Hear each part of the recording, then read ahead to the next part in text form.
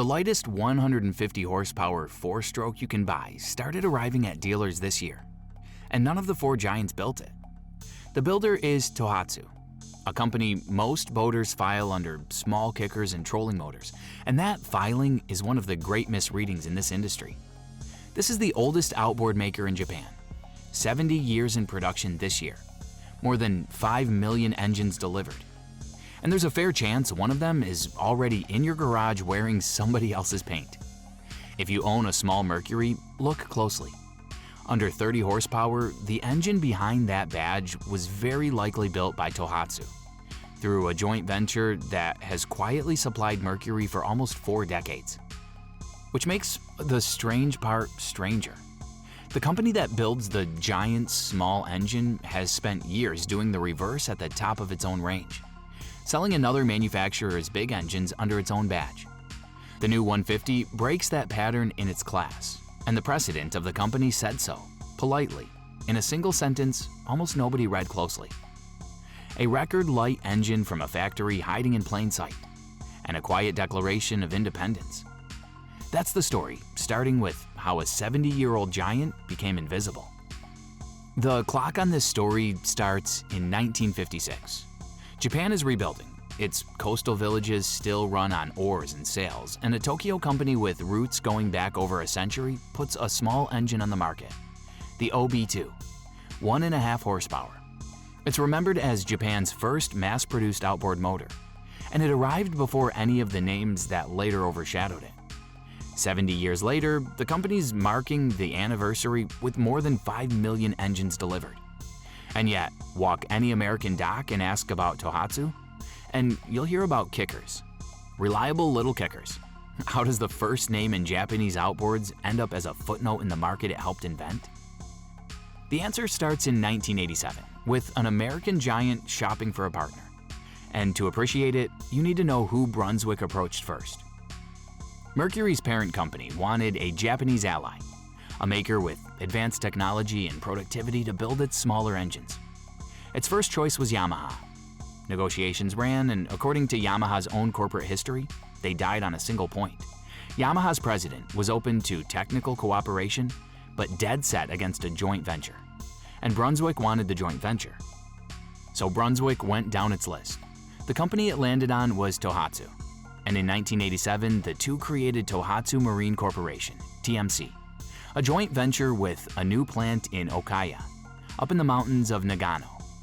Its first full-scale outboard assembly line completed in November 1988. What TMC became is the reason your dock conversation goes the way it does. For almost 4 decades, that operation has built small outboards that leave the factory wearing other companies' colors. Mercury's smallest engines, especially everything under 30 horsepower, have long been Tohatsu-built machines with Mercury paint and Mercury decals. Nissan-badged outboards came from the same origin. And in 2011, when Evinrude's parent BRP needed small four-strokes to fill out its line, it signed with Tohatsu too. A deal that reportedly left Mercury, the joint venture partner of 20-plus years, openly disappointed that its Japanese ally was now supplying a rival. Think about what that moment revealed. 3 rival brand names, fighting each other on dealership floors. And behind the smallest engines of all of them stood portions of the same Japanese manufacturer. That's the shape of Tohatsu's invisibility, and it was a choice, not an accident.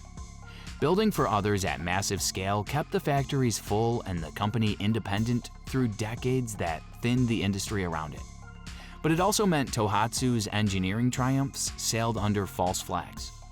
The brand on the cowling collected the loyalty, while the company inside collected only the purchase order. And it produced one more twist, the strangest in this story. A manufacturer this capable at small engines never developed its own machines at the top of the range. So at some point, Tohatsu started doing exactly what Mercury had done to it. It went shopping for a partner and put its own badge on somebody else's big engines. Who that partner is and how you can decode any Tohatsu in 10 seconds is where this gets genuinely useful. Here's the decoder, and it takes 10 seconds. Every Tohatsu outboard carries a model designation, and the prefix tells you the truth the cowling won't. If it starts with MFS, the engine is a genuine Tohatsu design. If it starts with BFT, what's under that Tohatsu paint is a Honda. The BFT 150 is built on a Honda 4-cylinder, the 200, 225, and 250 on Honda's V6. The same architecture, Honda sells under its own name. For years, that's been the quiet arrangement at the top of Tohatsu's range. The company that manufactures Mercury's smallest engines has been buying its own biggest ones from a rival, changing the colors and selling them as the flagship of the line. If that sounds absurd, hold the judgment, because the economics behind it explain half of this industry. Developing a modern 4-stroke platform costs enormous sums. Engineering, tooling, emission certification, a global parts and service chain. And those costs care nothing about how many units you'll actually sell. A giant amortizes them across hundreds of thousands of engines. A mid-size maker, strong in the small and middle classes, faces a brutal equation above them. The development build stays giant-sized, while the sales volume doesn't. The obvious answer, build everything yourself anyway, out of pride, is how mid-size manufacturers die. The industry's actual answer is cross-badging. Build where you're strong, buy when you're not, and let the paint shop reconcile the difference. It's not the same logic running in both directions through this story. The reason a Mercury 9.9 is a Tohatsu inside is exactly the reason a Tohatsu 250 is a Honda inside. Nobody in this business is fully who their cowling says they are. The arrangement works, which is why it's everywhere. Tohatsu's dealers get a full range to sell. Honda gets volume through a second channel. Boaters get proven engines either way, and to be clear, the Honda-based BFTs are good machines. Nothing in this story says otherwise. But the arrangement has a cost that never appears on an invoice, and it compounds over time. When the top of your range belongs to somebody else, 3 things follow. Your margin up there is whatever the partner's price leaves you. The product roadmap in those classes is a decision made in somebody else's building. If Honda updates, you update. If Honda doesn't, you wait. And supply itself is a contract, renewable on terms you only have control. A company in that position stops being a manufacturer at the top of its own lineup and becomes a distributor with its name on the door. For a century-old engineering firm, the one that built Japan's first mass-produced outboard, the way out has always been visible and always been expensive. Push your own engineering, class by class, up the horsepower ladder, and move the frontier where MFS ends and BFT begins. For years, that frontier sat at 140 horsepower, the top of Tohatsu's own 4-stroke family. Everything above it was borrowed. In 2026, the frontier moved. The engine that moved is called the MFS 150A, and the name is the first fact worth reading. MFS, not BFT. 150 horsepower of Tohatsu's own engineering, the largest self-developed outboard in the company's history. Shown at Boot Dusseldorf at the start of 2026 and now arriving at distributors worldwide. One European dealer lists it at 17,500 euros and says deliveries began in May. The launch claim is specific and bold. The lightest 150 horsepower 4-stroke on the market. By Tohatsu's own comparison, 27.5 kilograms, over 60 pounds, lighter than its nearest competitor, starting around 393 pounds on 20-inch models. 60 pounds is a difference a mid-size transom genuinely feels. And the way Tohatsu found that weight tells you how a mid-size maker fights giants. Pick one axis and win it completely. The intake manifold is molded from high-performance plastic instead of metal. The heads run a single overhead cam with 4 valves per cylinder and the spark plugs planted dead center in each combustion chamber. And the exhaust is the company's proudest piece. An industry-first 421 tuned manifold with equal length passages. A design that eliminates exhaust interference between cylinders and, in Tohatsu's words, drastically improves torque. The company's own measurements, and they are the company's own, so treat them as claims with instruments behind them rather than independent tests, runs as follows. 5% higher top speed than the previous models, 2% quicker acceleration, 15% less fuel at 2,000 RPM wide open, and idle noise as much as 34% lower than competitors. Add a counter rotation version for twin installations, a low 2.08 to 1 gear ratio for hole shot, and a 41 amp alternator. And the spec sheet reads like a company that studied exactly where the Giant's 150s were vulnerable and aimed at every soft spot at once. Now, the honesty beat, because Tohatsu's own paperwork contains a small contradiction worth naming. One company release says the MFS 150A was designed from the ground up. Another says it's built on the proven legacy of the MFS 75 to 140 series. And a dealer describes it plainly as the MFS 140 architecture with a new intake and refined internals. Both statements came from Tohatsu, and the second is the truer one. The gap between those two statements is the strategy itself. Working as intended, evolving your own proven 140 into a class lightest 150 is precisely how a mid-size maker escapes a rebadging arrangement without betting the company on a clean sheet. The same survival mathematics we watched in Sweden with a borrowed BMW and an Italian Valley with a shared design. The playbook has a Japanese edition now. And then there's the sentence that gives the whole launch away.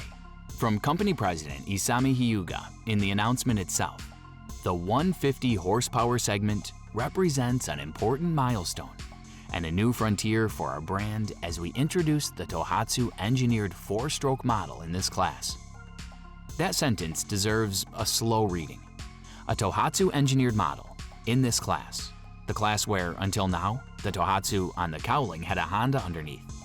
He never mentions Honda. He doesn't need to. The words milestone and frontier are doing that work politely, in public, in a press release. A milestone implies a road, and a frontier implies territory beyond it. So the real question is what sits on the other side. So the answer to where this video began. The 70-year-old Giant became invisible on purpose. It filled its factories by building under other companies' flags, and it stocked the top of its own range with another company's engineering. The MFS 150A ends the second half of that bargain in one class. The largest engine Tohatsu has ever engineered now carries the company's own name into a class it used to borrow. What changes from here splits 3 ways.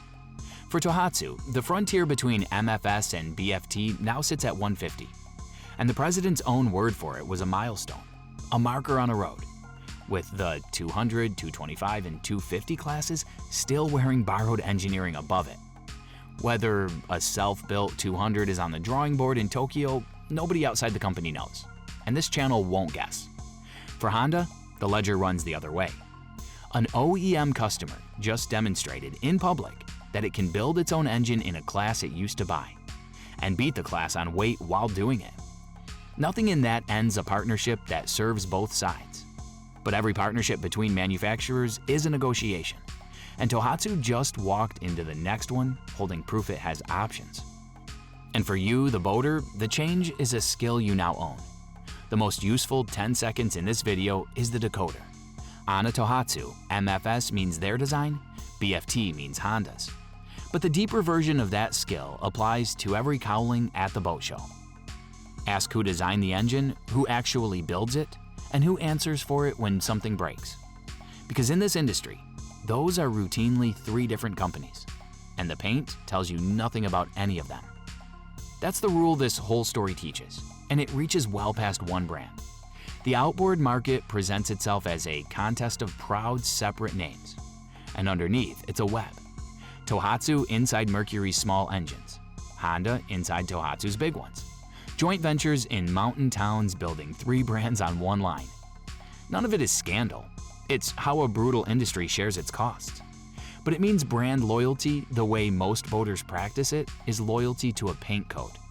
And the boater who reads architecture instead of decals buys smarter for the rest of his life. 70 years after the OB2, 5 million engines on. The oldest outboard name in Japan just did the most confident thing a quiet company can do. It signed its own biggest work. If the frontier climbs again, if an MFS number ever appears above 150, the arrangement that defined the top of this company for a generation is over. And we'll cover that day when it comes. Until then, walk the dock differently. The engines out there know things their badges aren't saying.